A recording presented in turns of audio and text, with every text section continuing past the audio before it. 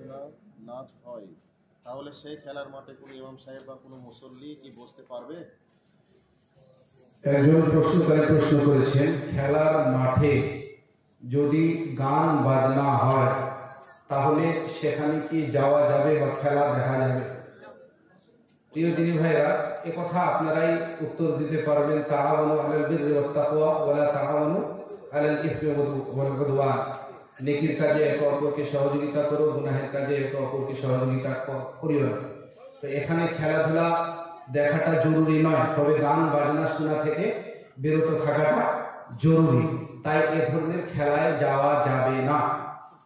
আমি দেখেন, এগুলো বিষয়ে প্রতিটির উত্তর 10 মিনিট 15 মিনিট হতে পারে, আমি শর্ট করে দিচ্ছি। হ্যাঁ, হচ্ছে নামাজ পড়ার সময় এদিক ওদিক তাকালে নামাজ হবে কি? খুবই গুরুত্বপূর্ণ প্রশ্ন। নামাজের সময়ে যদি এদিক ওদিক তাকায় তাহলে নামাজ হবে কি হবে না? এদিক ওদিক তাকানোটা দুই ধরনের হতে পারে। এক, খুব বেশি হচ্ছে বিনা কারণে একদম চালিয়ে যাচ্ছে, তো নামাজ বাতিল, নামাজ হবে না। কিন্তু যদি প্রয়োজনে সামান্য কোনো কারণে এদিক ওদিক হয়ে যায়, নামাজ হয়ে যাবে, নামাজ বাতিল হবে না। হালকা যদি এদিক ওদিক হয়ে যায়, হালকা যদি এদিক ওদিক হয়ে যায় তাতে নামাজ ভঙ্গ হবে না। কিন্তু বিনা কারণে, মানে কোনো কারণে হালকা এদিক ওদিক করছে আর কি, হালকা এদিকে, তো এটা হচ্ছে মাকরুহ, অপছন্দনীয় কাজ। এই কাজটা করবেন না, এগুলো থেকে দূরে থাকবেন। আর অনেকেই দেখবেন নামাজের সময় আকাশের দিকে তাকাচ্ছে। সরাসরি হাদিসের মধ্যে এসেছে, হতে পারে তাদের চোখের দৃষ্টিকে টেনে নেওয়া হতে পারে, এই জন্য উপরের দিকে তাকাবেন না। যখন নামাজের মধ্যে দাঁড়িয়ে থাকবেন তাকাতে হবে কোথায় ভাই? সাজদার জায়গায়। আর যখন বসে থাকবেন তাশাহুদে, তখন কোথায় তাকাতে হবে? এই যে চলেন এই বিষয়টা জেনে নেন। আমিও ছিলাম এই ভুলের মধ্যে, কিন্তু আলহামদুলিল্লাহ যতই শিক্ষা অর্জন করছি ততই জানা যাচ্ছে। সেটা কি, যে এই যে আঙ্গুলটা আমরা হারকাত করি, নড়াচড়া করি, এর বেশি যেন না যায়। যখন তাশাহুদের মধ্যে থাকবো তখন সাজদায় তাকাতে হবে, আমাদের দৃষ্টিটা যেন এর বেশি না যায়। একটা বিয়েতে মেয়ে দেখতে যাওয়া থেকে শুরু করে বিয়ে সম্পর্ক হওয়া পর্যন্ত বিস্তারিত আলোচনা করা অতটা তো সম্ভব না, একটু বলেন। একটা মেয়ে দেখতে গেল, আধা ঘন্টা লাগবে। একটা বিয়ের সঠিক পদ্ধতি আধা ঘন্টা লাগবে। হালকা ভাবে বলে দিই, যেগুলো প্রবলেমটা কোথায়? দেখতে যাবে কে? ছেলে দেখবে, যে ছেলে বিয়ে করবে, অন্য কেউ দেখতে যাবে, ঠিক আছে, যদি মেয়ে মহিলা হয় তাতে কোনো সমস্যা নেই। যে বিয়ে করবে সে যাবে দেখতে, তার সঙ্গে কাউকে নিয়ে যাবে। কিন্তু আমরাও আজ পর্যন্ত এই ধরনের গুনাহ থেকে বেঁচে থাকতে পারিনি। আল্লাহ রাব্বুল আলামিন আমাদের সকলকে এই গুনাহ থেকে বাঁচার তৌফিক দান করুন। কিন্তু সমাজের মধ্যে কি হয়? কাকে নিয়ে যেতে হবে? জামাইকে নিয়ে যেতে হবে। বাবা যাবে, মা যায়, ঠিক আছে, কিন্তু এভাবে যাওয়াটা ঠিক নয়, এটা প্রবলেম। দ্বিতীয় নম্বর প্রবলেম কি, যে আজও মুসলিমদের মধ্যে মেয়েকেও কবুল করানো হয়, 4-5 জন মিলে যায় আর মেয়ের কাছ থেকে শুনে আসে। মনে রাখবেন, যার বিয়ে প্রথম হচ্ছে, তালাক হয়নি বা স্বামী মারা যায়নি, প্রথম বিয়ে হচ্ছে, প্রথম বিয়ে হওয়ার অনুমতি কিভাবে মেয়ের কাছ থেকে পাওয়া যাবে? সরাসরি হাদিসের মধ্যে বলা হয়েছে, সোমাতো ইজনুহা সোমাতোহা, তার চুপ থাকাটাই হচ্ছে অনুমতি। ও তো দেখতে পাচ্ছে এত বড় প্যান্ডেল করা হয়েছে, বাবা এ কাজ করছে, ও কাজ করছে, যদি অনুমতি না থাকতো তাহলে বলে দিত, তার চুপ থাকাটাই অনুমতি। কিন্তু যাদের বিবাহ হয়ে গেছে, তালাক হয়েছে অথবা স্বামী মারা গেছে, এরপরে দ্বিতীয়বার বিয়ে হচ্ছে, তারা জবান দিয়ে বলবে যে হ্যাঁ আমি বিয়ে করবো না, একটু ইঙ্গিত ইশারা পাওয়া যাবে, কিন্তু তাদের কাছেও সরাসরি ওইভাবে ইজাব কবুল হবে না। ইঙ্গিত ইশারা নিতে হবে, অবশ্যই অনুমতি নিতে হবে। তো এখানে প্রবলেম হয়, এই প্রবলেমটা যেন না হয়। তারপরে বিয়ে পড়ানোর সঠিক পদ্ধতিটা অনেকেই জানে না, অনেক আলেম জানে না। আমিও অনেক বছর ধরে ভুল পদ্ধতিতে বিয়ে পড়িয়েছি। বিয়ে পদ্ধতির সঠিক পদ্ধতি যেটা সৌদি আরবের বিজ্ঞ আলেমগণ বর্ণনা করেছেন, সেটা কি, যে ইমাম সাহেব খুতবা দেবেন, খুতবা দেওয়ার পরে মেয়ের পক্ষ থেকে যে ওলি হবে, ও ওলি ইজাব কবুল করাবে। ও যদি না করায় ইমাম সাহেবও করাতে পারে, কিন্তু ওলি এখানে বলবে যে আমি আমার পক্ষ থেকে অনুমতি দিচ্ছি, বা যে ধরনের বাক্য ব্যবহার করা হয়, আমি আমার মেয়েকে অন্য ছেলের সঙ্গে বিবাহ দিচ্ছি, তারপরে ইমাম সাহেব হোক বা ওলি নিজেই হোক কবুল করিয়ে দেবে। ছেলে সঙ্গে ইজাব কবুল হবে, মেয়ের সঙ্গে হবে না। হ্যাঁ, খেলনা হিসাবে পুতুল ব্যবহার করে এমন বাড়িতে নামাজ হবে কি? খেলনা হিসেবে পুতুল ব্যবহার করা ঠিক নয়, এটা থেকে দূরে থাকবে। সন্তানদেরকে তাদেরকে কান্না থেকে সরানোর জন্য অন্যান্য জিনিসগুলো দেবেন, এগুলো দেবেন না।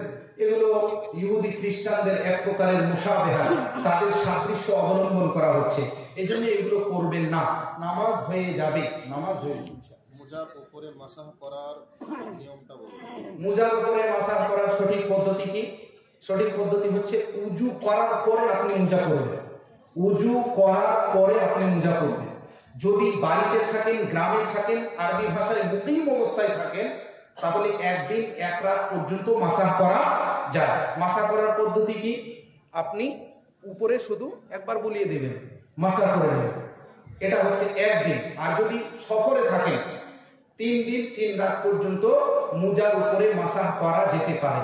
মাসাহ করার পদ্ধতি কি? এভাবে করলেই হয়ে যায়। এখন আপনাদের কাছ থেকে প্রশ্ন আসতে পারে যে ইসলাম কেমন ধর্ম, আমরা চলাফেরা করছি নিচ দিয়ে আর মাসাহ করতে বলছে এখানে, তাই না? এই প্রশ্নটা আছে আপনাদের। তো এই প্রশ্নের উত্তর হচ্ছে কি, ইসলাম ব্রেন দিয়ে চলে না। যদি ব্রেন দিয়ে চলতো তাহলে মুজার মাসাহ নিচে করতে হতো। আপনার ব্রেন বলছে না ফজরের সময় এত ঠান্ডায় যাব, ব্রেন কেমন মনে হচ্ছে, হয়তো জ্বর চলে আসবে, এটা চলে আসবে, তো ব্রেন দিয়ে ইসলাম চলে না, এটা মনে রাখবেন। আগে শুনতাম অপ্রয়োজনে ছবি তোলা, ভিডিও করা নিষেধ। এখন দেখি হকপন্থী আলেম মৌলানারা এই কাজ করছে, এটা কি জায়েজ হবে? অপ্রয়োজনে ছবি তোলা যাবে কি যাবে না? দেখেন হাদিসের মধ্যে মতভেদটা কোথায়? হাদিসের মধ্যে যে কথা বলা হয়েছে ছবি তোলা যাবে না, ওটা প্রাণীর ছবি তোলা যাবে না এবং হাত দিয়ে অঙ্কন করা যাবে না। কিছু কিছু আলেম বলছেন, মানে মতভেদ আছে এটাতে, যে মোবাইলে ছবি তোলাও জায়েজ নয়। কিছু কিছু আলেম বলছেন ছবি তোলাও জায়েজ। কেন জায়েজ? এটাকে খুলে দেন, যন্ত্রপাতিগুলো সব খুলে দেন, 100টি ভাগ করে দেন, লক্ষ লক্ষ ভাগ করে দেন, এখান থেকে ছবি পাওয়া যাবে না। এটা বাস্তব জিনিস। ও যেভাবে দাঁড়িয়ে আছে, যেভাবে চেহারা, ওইভাবে করা হচ্ছে। আর যখন এক ব্যক্তি অঙ্কন করতে যাবে তখন একটু আলাদা হয়ে যায়। তো এক প্রকারের আলেম জায়েজ মনে করেছেন, আরেক প্রকারের আলেম জায়েজ মনে করেননি। ফায়সালা কি দিব? আমি ফায়সালা দিচ্ছি, যেখানে প্রয়োজন ওখানে তুলবেন, প্রয়োজন ছাড়া মোবাইলেও ক্যামেরা করবেন না, ছবি করবেন না, দূরে থাকবেন। একজন মুমিন ব্যক্তি কি হালাল হারাম মিশ্রিত উপার্জনকারী ব্যক্তির সঙ্গে ওঠা বসা বা বন্ধুত্ব করতে পারবে? একজন মুসলিম ব্যক্তি কিন্তু হারাম ইনকাম করে, হারাম ইনকামও আছে, হালালও আছে। একজন মুমিন ব্যক্তি আর একজন হালাল এবং হারাম উপার্জন করে। হ্যাঁ, ঠিক আছে। একজন মুমিন ব্যক্তি, এক ব্যক্তি বা গ্রামের একটা লোক হালালও ইনকাম করে, হারামও ইনকাম করে, তো তার বাড়িতে খাওয়া যাবে নিঃসন্দেহে, কারণ তার বাড়িতে হালাল ইনকাম আছে। আর বিশ্ব নবী সাল্লাল্লাহু আলাইহি ওয়াসাল্লাম ইহুদির বাড়িতেও খেয়েছিলেন, এ ধরনের ঘটনা আছে। কিন্তু তাদের কাছ থেকে দূরে থাকলে বড় ফিতনা হতে পারে, তারা আরো ইসলাম থেকে সরে যেতে পারে। এই উদ্দেশ্যে, এই লক্ষ্যে তাদের সাথে থাকবো, যাতে করে তাদেরকে ইসলামের দিকে নিয়ে আসা যায়। স্বামী ও স্ত্রীর মধ্যে যদি একজন নামাজি হয় আর একজন বেনামাজি হয়, তাহলে বিবাহ সম্পর্ক বাতিল হয়ে যায়। এটা একটা বিতর্কিত বিষয়, আধা ঘন্টা সময় লাগবে। যারা নামাজ ছেড়ে দিল তারা কাফির না কাফির নয়, এই বিষয়টা পরিষ্কার হলেই এই উত্তর চলে আসবে। তো এই বিষয়টা বিতর্কিত বিষয়। আমি আপনাকে এতটুকু বলি যে যারা নামাজ আদায় করছেন না, নামাজ আদায় করুন। যে নামাজগুলো ছেড়ে দিয়েছেন জেনে বুঝে, এই নামাজের তো কাজা আর হবে না, অনেক উলামা ইসলাম বলেছেন, অনেকে বলেছেন কাজা আছে, তো কাজা হবে না, তওবা করুন, নামাজ আদায় করুন, যাতে করে এই সন্দেহের মধ্যে নিপীড়িত না হয় যে নামাজ ছেড়ে দিলে কাফির হয়ে যায়। আবার বিজ্ঞ আলেমদের মত রয়েছে, যে ব্যক্তি নামাজ ছেড়ে দেবে সে কাফির হয়ে গেল। কাফির হয়ে গেল মানে কি? সে ইসলাম থেকে বের হয়ে গেল। তো ইসলাম থেকে বের হয়ে গেল মানে কি? নতুন করে এখন বিবাহ করাতে হবে। এ ধরনের কথা এক প্রকার উলামা কেরামরা বলছেন। আমার ব্যক্তিগত মত, আমি যতটুকু জানি, যে এইভাবে কড়াকড়ি করে বক্তব্য দেওয়া এবং বিশেষ করে পূর্ব দিক থেকে এই বক্তব্যগুলো শোনা থেকে দূরে থাকবেন। সবসময় মতিউর রহমান মাদানী দাম্মামকে, শেখ মতিউর রহমান মাদানী দাম্মামকে উনি সূক্ষ্ম বিষয়টা বলেন, ওনার কাছ থেকে এই কথাগুলো শুনলেন। তো আমি এখানে আপনাকে বলি যে নতুন করে বিবাহ করানোর দরকার নেই। আপনি নিজ স্বামীকে নামাজ আদায় করতে বলুন। আর আমার মনে হয় যে নামাজ আদায় করে না, ও আল্লাহকে তো ভুলে যায়নি। অনেক সময় বলা হয়েছে, আরেকটা কথা এখানে বলে দিই, হাদিসের মধ্যে আছে যে ব্যক্তি ওঝার কাছে গেল সে কুফরি করল। তো এখানেও কুফরি করা বলা হচ্ছে। আর যে ব্যক্তি মান তারাকা সালাতা মুতাআম্মিদান ফাকাদ কাফার, যে ব্যক্তি জেনে বুঝে নামাজ ছেড়ে দিল সে কুফরি করলো। এখানকার কুফরি ইসলাম থেকে কেন বের হয় না, আর এখানকার কুফরি ইসলাম থেকে বের হয়ে যাচ্ছে। তো বড় ধরনের মতভেদ আছে, এই নিয়ে 1 ঘন্টা আধা ঘন্টা আলোচনা হবে। এই বিষয়টি আমি পরিপূর্ণ ক্লিয়ার করতে পারছি না, ঠিক না হবে না। যারা নামাজ আদায় করছেন না তাদের ব্যাপারে কড়াকড়ি করবেন না, তাদেরকে দাওয়াত দিবেন তারা যেন নামাজ আদায় করে। এমন ভাবে দাওয়াত ও তাবলীগের কাজ করবেন না যে যিনারা নামাজ আদায় করছেন না আরো দূরে সরে যায়। তাদের সঙ্গে বন্ধুত্ব করে আপনাদেরকে নামাজের দিকে নিয়ে আসতে হবে। এক ব্যক্তি রাস্তা দিয়ে যাচ্ছে, তুমি নামাজ আদায় করো না, তুমি কাফের, যখন এই কথাটা ডাইরেক্ট বলে দিবেন তখন কিন্তু তাকে নামাজি বানানোটা আরো অসম্ভব হয়ে যাবে। তার সঙ্গে বন্ধুত্ব করুন, হিকমা সহকারে দাওয়াত দিন। আর এর সূক্ষ্ম জবাব আমি আজকে দিতে পারলাম না, স্থগিত রাখলাম। এশার নামাজের শেষে বেতের পরে ফেললে তাহাজ্জুদ নামাজের বিধান কি? এশার নামাজের পরপরই আমি বিতির নামাজ আদায় করে নিয়েছি, কিন্তু 3টার সময় আমার ঘুম ভেঙে গেল, তো আমি কি তাহাজ্জুদ আদায় করতে পারবো না? মনে রাখবেন, অতি উত্তম হচ্ছে রাতের শেষ নামাজ যেন বিতির হয়। রাতের শেষ নামাজ যেন বিতির হয়, এটা অতি উত্তম। কিন্তু যদি কোনো ব্যক্তি এশার পরপরই বিতির নামাজ আদায় করে নেয়, রাত 3টার সময় জাগ্রত হয়ে যায়, তার মানে এটা নয় যে সে কিয়ামুল লাইল করতে পারবে না, তাহাজ্জুদের নামাজ আদায় করতে পারবে না, নফল নামাজ আদায় করতে পারবে না। তবে অতি উত্তম হলো না, অতি উত্তম থেকে দূরে সরে গেল। অতি উত্তম কি হবে? বিতিরটাকে শেষে রাখা। তবে বিতির আপনি এশার পরে আদায় করে নিয়েছেন, এরপরে আপনি শেষ রাতে তাহাজ্জুদের নামাজ আদায় করলেন, তাহলে কি আরেকবার বিতির আদায় করতে হবে? না, আরেকবার বিতির আদায় করতে হবে না, যেটা আপনি এশার পরে আদায় করেছিলেন ওটাই যথেষ্ট। আচ্ছা, এখন ইন্টারনেটের যুগ, ফেসবুক ইউটিউব চালু করলে বিভিন্ন বক্তাদের জালসা চলে আসে, সাধারণ মানুষ কি বিভিন্ন বক্তাদের জালসা শুনতে পাবে? বিভিন্ন বক্তাদের জলসা শোনা থেকে দূরে থাকবেন। আজকে যদি এখান থেকে বলি, কালকে আমার বিরুদ্ধে অনেক লোক সোশ্যাল মিডিয়ায় লেগে যাবে, কিন্তু বাস্তব সত্য। আজ মিজানুর রহমান আজহারিকে নিয়ে কত লোক ভিড় জমাচ্ছে, কিন্তু আকীদাগত দিক দিয়ে কয়েকটি ভুল আছে। ডাক্তার জাকির নায়েক, অনেকগুলো কথা আছে, এগুলো হয়তো বললে আপনারাও রেগে যাবেন আমার উপরে, কিন্তু যারা কোরআন ও হাদিসকে ভালোভাবে পড়ে তারাই ভালোভাবে জানে। আব্দুর রাকিব মাদানী বলেন, দাম্মাম শেখ মুজিবুর রহমান মাদানী বলেন, উনারা এই কথাটাই বলবেন যে কথাটি আমি বলছি। সেটা কি? যে সমস্ত বক্তাদের বক্তব্য শোনা যাবে না। আহলুস সুন্নাহ ওয়াল জামাআতে আকীদা এবং জিনাহ অন্যান্য মাযহাবকে মানে না, কোরআন ও হাদিসকে সামনে রেখে কথা বলেন, তাদের বক্তব্য শুনবেন। তাদের বক্তব্য কয়েকটা উদাহরণ দেই। যদি আপনার কোনো সমস্যা হয়, আমার উস্তাদ মোহতারাম শেখ আব্দুর রাকিব মাদানী ঈশানগঞ্জে আছেন, ওনার কাছে আপনারা যোগাযোগ করতে পারেন। শেখ মতিউর রহমান মাদানী দাম্মাম, ওনার সঙ্গে আপনারা যোগাযোগ করতে পারেন। ভারতের সবথেকে বড় আলেমের মধ্য থেকে একজন, শেখ মতিউর রহমান মাদানীর থেকেও বড়, যদিও এই কথা এভাবে বলাটা উচিত নয়, বড় আমরা ভাবি, ডক্টরেট করেছেন মদিনা থেকে, ডাক্তার ফারুক আব্দুল্লাহ নারায়ণপুরী, ঝাড়খণ্ডের মনে হয়, ডাক্তার ফারুক আব্দুল্লাহ নারায়ণপুরী, উনার সঙ্গে যোগাযোগ করবেন। হাদিস নিয়ে উনি পিএইচডি করেছেন, ডক্টরেট করেছেন, উনার সঙ্গে যোগাযোগ করবেন।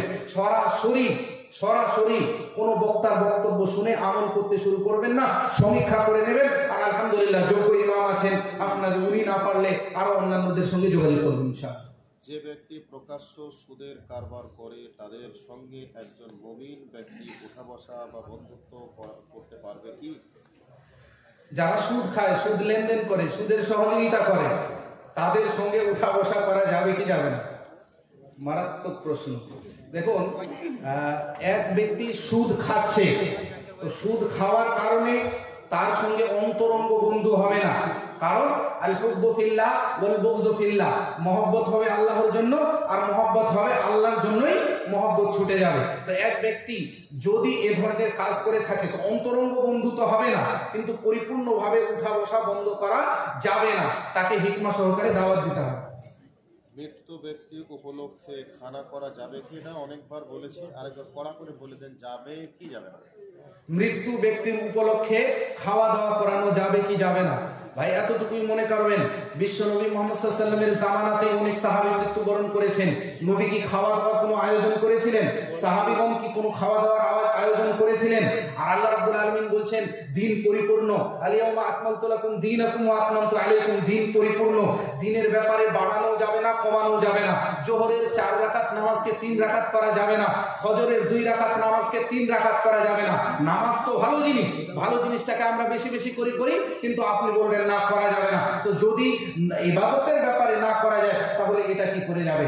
সুতরাং মৃত্যু ব্যক্তির উপলক্ষে খাওয়ানো জায়েজ নয়। তবে হ্যাঁ, মৃত ব্যক্তিকে 6টি পদ্ধতিতে লাভবান করা যেতে পারে, উপকার করা যেতে পারে। ওটা আগামীতে ইনশাআল্লাহ কোনদিন বলবো। এবার এটার আর একটু বলে দেন যে সাধারণ মানুষ বলে যারা মাটি দিতে আসবে তারা খাবে কি?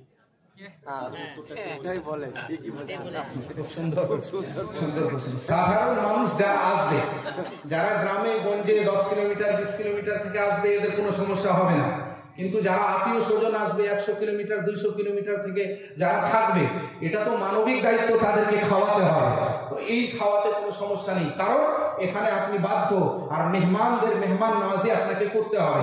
আমরা মৃত ব্যক্তিকে কেন্দ্র করে খাওয়াচ্ছি না, উনি বাধ্য হয়ে এখানে এসেছেন, কোনো ব্যক্তি মৃত্যুবরণ করে গেছে, আর ওই বাড়িতে খাবার তৈরি করা হয় না, অন্য বাড়িতে খাবার খাওয়ানো হয়।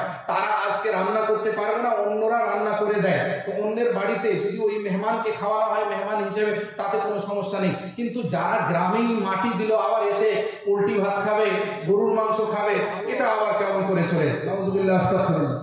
কবর খনন করা ব্যক্তি কেমন হবে? এক কথায় খবর যে ব্যক্তি খনন করে সে ব্যক্তি হয়তো নামাজ পড়ে না বা বিড়ি সিগারেট খায়, এই ধরনের ব্যক্তি কবর খননের কাজ করতে পারবে? আস্তাগফিরুল্লাহ, আউযুবিল্লাহি মিনাশ শাইতানির রাজীম। যারা নামাজ আদায় করে না বা বিড়ি সিগারেট খায়, তারা কি কবর খনন করতে পারবে? তাই না? দেখুন, কবর খনন তো করতে পারবে, কিন্তু ওই যে প্রশ্ন চলে আসছে, নামাজ ছেড়ে দিল কাফির হয়ে গেল কি হয়ে গেল? এটার মধ্যে মতভেদ আছে, মতানৈক্য আছে। কিন্তু এই সমস্ত ব্যক্তিদেরকে আমি বলবো কবর খনন করতে দেবেন না। এই সমস্ত ব্যক্তিদেরকে দেবেন না, যারা একটু তাকওয়াশীল পরহেজগারী তাদেরকে দেবেন। যদি না পাওয়া যায় টাকা ভাড়া করে, হাদিসের মধ্যে সরাসরি এই কথা এসেছে, যারা কবর খনন করবে তাদেরকে উজরা অর্থাৎ বদলা, পারিশ্রমিক দেওয়া যেতে পারে। যদি ওই ধরনের লোক না পাওয়া যায় অন্য কাউকে নেবেন। জরুরি নয় যে ওই খনন করবে, ওই লোককে দিচ্ছেন কেন? যাবে না যাবে ব্যাপারটা পরে, কেন সন্দেহের মধ্যে আপনি যাবেন? হ্যাঁ, তারপরে পরেশগার লোকগুলি এরা ভদ্রলোক হয়ে যায়, এরা যেতে চায় না, এদেরকে একটু বলেন। আচ্ছা, যারা পরহেজগার লোক, এখানে একটা হাদিস মনে পড়ে গেল। সুযোগ দেয়। বিশ্বনবী মুহাম্মদ সাল্লাল্লাহু আলাইহি ওয়াসাল্লাম বলেছেন যে কবরের আযাব যদি তোমাদেরকে শুনিয়ে দেওয়া হতো তাহলে তোমাদের মধ্য থেকে কেউ কবরে নামতো না, কাফন দাফন করতো না। এজন্যই কবরের আযাবকে কি করা হয়েছে? দূরে রাখা হয়েছে। তো এখানে যদি আপনি যান, আপনার ঈমান বৃদ্ধি পাবে, এতে ভয়ের কিছু নাই। আপনার যখন মৃত্যু হওয়ার কথা তখনই মৃত্যু হবে। আপনারা একে অপরকে সহযোগিতা করুন। আলহামদুলিল্লাহ, আমাদের গ্রামে যদি কোনো ব্যক্তি মৃত্যুবরণ করে, সকলে মিলে গিয়ে আমরা খনন করি। এটা নয় যে ও যাবে বা ও যাবে, সকলে মিলে গিয়ে খনন করি, যাতে করে ওখান থেকে শিক্ষাও নিতে পারি। আর কবর এমন একটা জায়গা, বিশ্বনবী বলেছেন জুরু কুবুরাকুম ফাইন্নাহু তুযাক্কিরুল মাউতা, তোমরা কবরস্থানের জিয়ারত করো, তাতে করে তোমরা তোমাদের মরণের স্মরণ হবে। আচ্ছা, কসরের নামাজ সর্বোচ্চ কতদিন পর্যন্ত পড়া যায়? কসরের নামাজ সর্বোচ্চ কতদিন পর্যন্ত পড়া যায়? প্রথমে মনে রাখবেন যে এক ব্যক্তি সফর করছে, সফরে গেছে, কিন্তু তার নির্ধারিত নিয়ত নেই যে আমি কতদিন থাকবো। আজও কাজ হয়ে যেতে পারে, কালও কাজ হতে পারে, 2 দিন পরেও কাজ হতে পারে। এই ব্যক্তি যতদিন পর্যন্ত এইভাবে থাকবে ততদিন পর্যন্ত কসর করবে। বাকি থাকলো আমি এসেছি এখানে, তো আমি কতদিন পর্যন্ত? কেউ বলছেন 3 দিন, কেউ বলছেন 4 দিন, কেউ বলছেন 18 দিন পর্যন্ত। তো 3 দিনের বেশি কসর করবেন না। বাবা সুদের ইনকাম করে যদি মারা যায়, সেই সম্পদ নিয়ে ছেলেদের করণীয় কি? ছেলে বাপ ইনকাম করে কিছু সুদের টাকা, মরে গেছে, এখন টাকা আছে অনেক, ছেলেরা এখন কি করবে টাকা নিয়ে? সুদের টাকা যদি আপনার পরিপূর্ণ জানা থাকে বাবা যে টাকাটা ইনকাম করেছে এই টাকাটা হারাম, হালাল নয়, পরিপূর্ণ হারাম, 1 টাকাও হালাল নেই, তাহলে হারাম টাকা অসহায়দের মধ্যে বন্টন করে দিবেন। এটার নেকি পাওয়া যাবে না, মুক্ত হওয়ার জন্য দিয়ে দেবেন, এটার নেকি পাওয়া যাবে না। আর যদি বলেন যে হালাল টাকা আছে, তাহলে হালাল টাকা কি করা হবে? এটা ফারায়েজের বিষয়, এটা নিয়ে 1-1.5 ঘন্টা আলোচনা আছে। আচ্ছা, বিষয় হলো মসজিদ আগে না মাদ্রাসা আগে, মানে এই বিষয়টা বলতে যে শিক্ষা আগে না আমল আগে? শিক্ষা আগে না আমল আগে? ফাবাদা বিল ইলমি ক্বাবলা আল কওলি ওয়াল আমাল। আমলের পূর্বে শিক্ষা প্রথমে। নামাজ পড়তে যাবেন, নামাজের শিক্ষা আপনার কাছে নেই, তাহলে নামাজের শিক্ষা আপনাকে করতে হবে। তবে তার মানে এটা নয় যে মাদ্রাসার উপরে, মসজিদের উপরে মাদ্রাসাকে অগ্রাধিকার দিতে হবে, বরং মসজিদ আল্লাহর ঘর, এটার গুরুত্ব আলাদা। মাদ্রাসা সেখানেও কোরআন হাদিসের শিক্ষা হয়, কিন্তু এটার গুরুত্ব আলাদা। বলছি আরেকটু বসেন। বলছে লিখেছে গাজায় দান সহযোগিতা করা খুব ভালো, ঠিক আছে, কিন্তু গাজায় যারা বসবাস করে তারা যদি বেনামাজি হয় তাহলে কি লাভ হবে যারা দান করবে? শুনে প্রশ্ন করেছেন, আপনি গাজায় দান করেছেন, ফিলিস্তিনের গাজায় আপনি দান করেছেন, কিন্তু এই দানটা চলে গেছে এমন ব্যক্তির কাছে যে নামাজ আদায় করে না, এমন ব্যক্তির কাছে যে ইসলামী পদ্ধতিতে চলে না, তাহলে আপনার দান কবুল হবে কি হবে না? কবুল হয়ে যাবে। সহিহ বুখারীর লম্বা চওড়া ঘটনা রয়েছে, ওই ঘটনাকে কেন্দ্র করে আপনার দান কবুল হয়ে যাবে। আর প্রশ্ন নেই। ওকে।